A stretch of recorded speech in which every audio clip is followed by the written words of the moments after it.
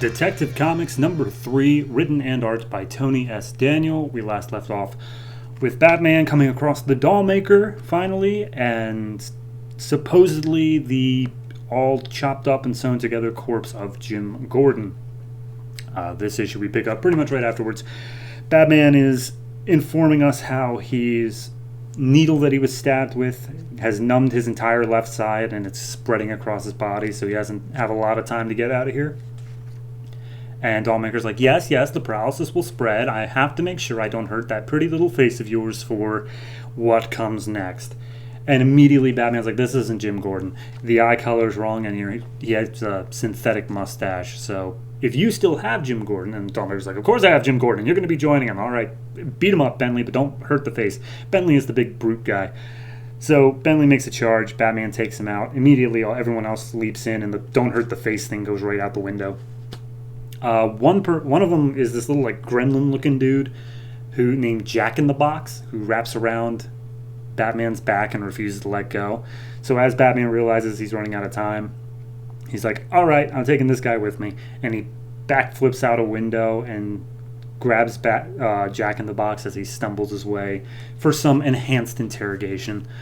We cut to an abandoned Mercy Hospital in Gotham. Gordon wakes up, he sees he has sutures on his side, and he's like, oh, God, what did you take from me? Ah, Jesus. He looks up, and there's Olivia, the little girl, who I guess is definitely an important player now.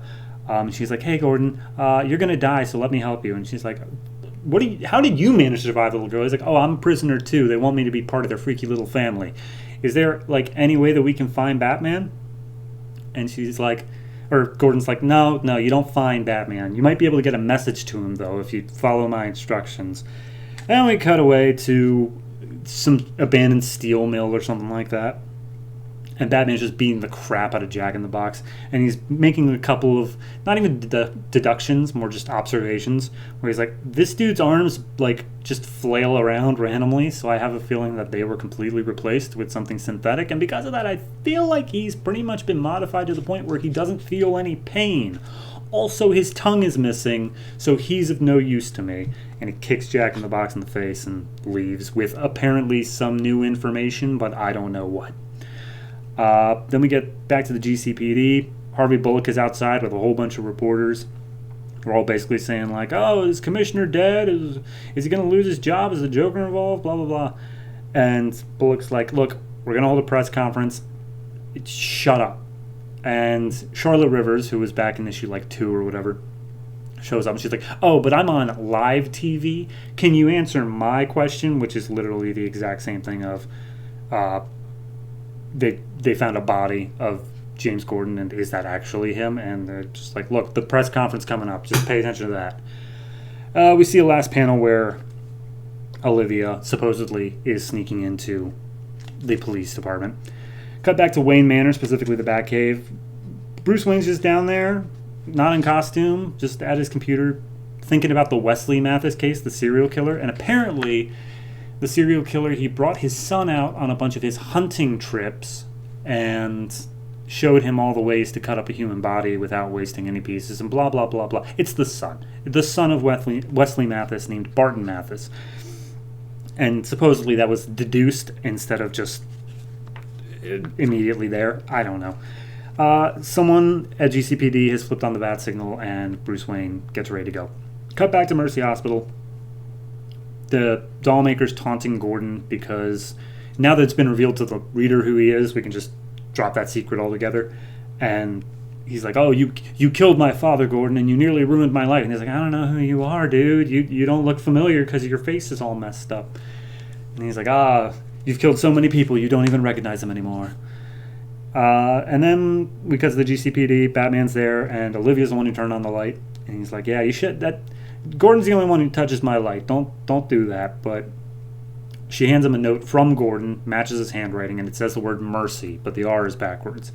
She's like, all right, by the way, I knew it was you, Olivia, so I've had this nice officer here from downstairs come to take care of you. He'll take you somewhere safe. Batman goes off to Mercy Hospital. The officer is apparently not a good guy or something. I mean, he pulls out a taser on the little girl when she refuses to go.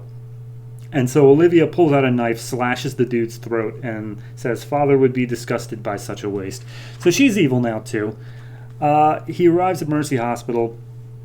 He deduces that the backwards R means that it's a setup and he needs to watch his back, because of course.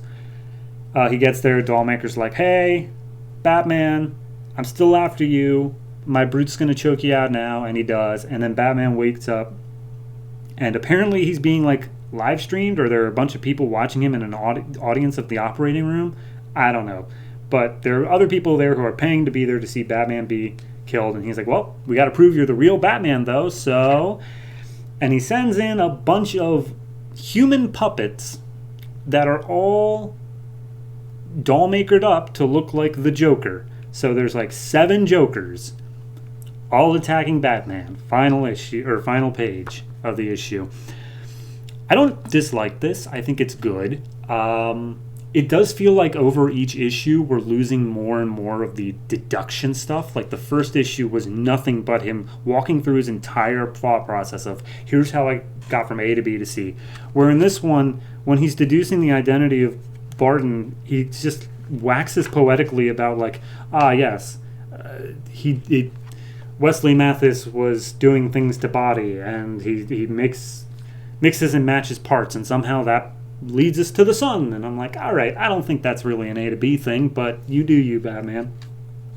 So yeah, I think we're losing a bit of the detective in the Detective Comics, but it's still not bad. The art's fantastic. I don't particularly think Dollmaker's that terrifying yet, especially because he's kind of just failed at both things, like Batman and Gordon. He hasn't done anything really yet. But hey, maybe they'll do something with him. Either way, I'm giving this a 7.5. I am looking forward to seeing where it goes, but it feels like we're losing steam quick, and I really hope that we can pick it back up.